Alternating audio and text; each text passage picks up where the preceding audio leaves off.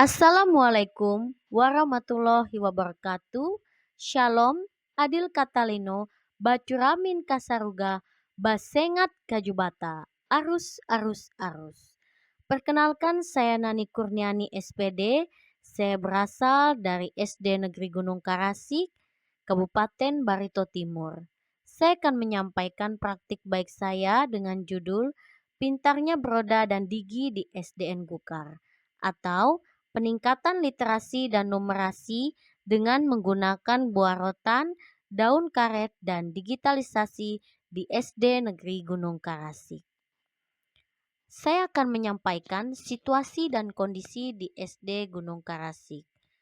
SD Negeri Gunung Karasik merupakan salah satu sekolah yang berada di dusun terpencil yang bernama Dusun Gunung Karasik, Desa Apar Batu, Kecamatan Awang, Kabupaten Barito Timur. Jika dilihat secara geografisnya, SD Negeri Gunung Karasik terletak di daerah yang berbukit-bukit serta masih dikelilingi oleh hutan. Akses jalan utama menuju SDN Negeri Gunung Karasik tidak memadai karena jalannya belum diaspal oleh pemerintah daerah setempat. Saat musim penghujan tiba, akses jalan akan terasa sangat licin. Sehingga para guru biasanya menggunakan jalur lain, yaitu jalur hutan, agar sampai ke sekolah dengan keadaan selamat. Begitu pula saat musim kemarau tiba, maka para guru sering terpapar polusi udara yang berasal dari debu kendaraan proyek batubara.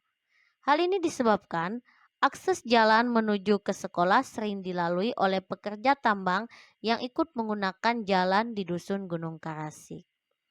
Sedangkan untuk sarana dan prasarana yang dimiliki oleh SD Negeri Gunung Karasik belum terlalu memadai karena fasilitas yang dimiliki oleh sekolah tidak lengkap.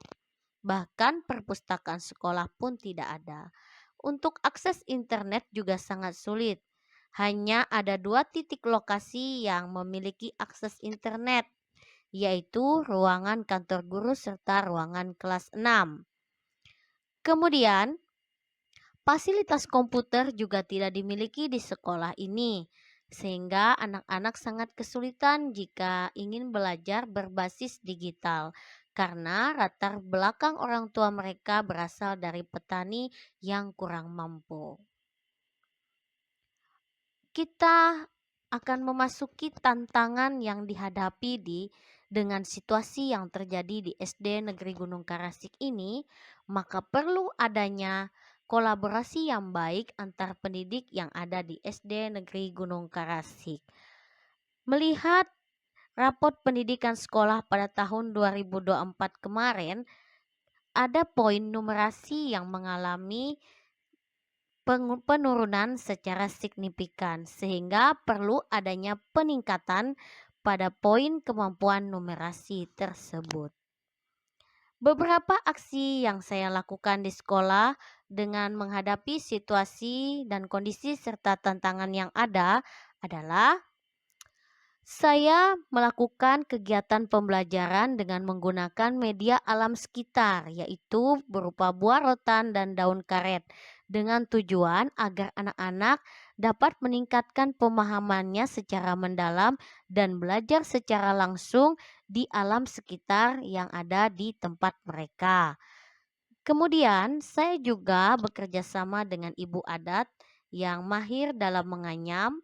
Dengan begitu, anak-anak dapat belajar kearifan lokal yang ada di sekitar tempat tinggal mereka. Saya juga menggunakan media berbasis digital, yaitu Wordwall, dengan menggunakan router yang saya beli sendiri dengan uang pribadi. Melalui handphone atau tablet yang saya miliki, anak-anak bergantian untuk belajar secara digital, sehingga para murid juga merasakan kegiatan pembelajaran yang sama dengan yang ada di kota walaupun secara sederhana. Keadaan kelas yang kurang nyaman juga menjadi tantangan bagi para murid. Untuk mengatasinya, saya mengecat kelas dengan uang pribadi saya sendiri sehingga kelas menjadi lingkungan yang kaya akan literasi dan numerasi. Menggunakan Sisa atau bekas papan tulis yang sudah tidak terpakai lagi, saya membuat pojok baca sederhana bersama para murid saya dan juga guru-guru lainnya. Untuk akses jalan yang tidak baik, saya bersama rekan guru berkolaborasi dengan komite sekolah setempat dan pemerintah desa untuk membuat proposal bantuan agar jalan bisa diperbaiki oleh perusahaan yang bekerja di sekitar SD Negeri Gunung Karasik.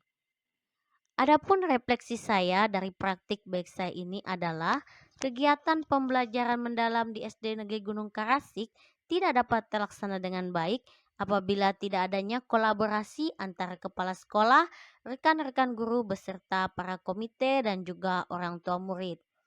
Dampak positif yang dirasakan adalah menciptakan kegiatan pembelajaran yang menyenangkan bagi murid di sekolah, memfasilitasi pembelajaran digital secara sederhana kepada murid di sekolah, memberikan pengalaman belajar secara mendalam dengan hal-hal yang relevan dengan kehidupan nyata, menciptakan lingkungan belajar yang menyenangkan sehingga semua rekan guru dapat termotivasi untuk berpikir berdasarkan growth mindset, yaitu bertumbuh ke arah yang lebih positif berdasarkan akses yang terbatas yang ada di sekolah. Praktik baik saya ini sudah saya diseminasikan di kegiatan kombel yang ada di sekolah, yaitu komunitas belajar internal yang bernama Takam Piajar Sesame. Selain itu, saya juga mendiseminasikan di KKG Juwung Manani yang ada di wilayah Dusun Timur. Adapun respon yang diperoleh adalah respon positif baik oleh rekan guru di sekolah maupun juga rekan guru yang ada dari KKG Juwung Manani. Semoga apa yang saya sampaikan melalui praktik baik saya ini bermanfaat bagi para guru lainnya di sekolah masing-masing. Orang tua juga, yaitu selaku komite sekolah, juga merasakan respon yang positif terhadap praktik baik yang sudah saya lakukan. Sebab walaupun berada di daerah dusun yang jauh dari perkotaan, tapi kegiatan pembelajaran dapat berlangsung dengan baik. Saya juga merasa bersyukur karena murid saya yang bernama Raino, siswa kelas 6 kemarin memperoleh juara di Kecamatan Awang dalam rangka memperingati Hari 17 Agustus. Dengan ini saya merasakan bahwa kegiatan pembelajaran mendalam yang saya lakukan selama ini tidak sia-sia.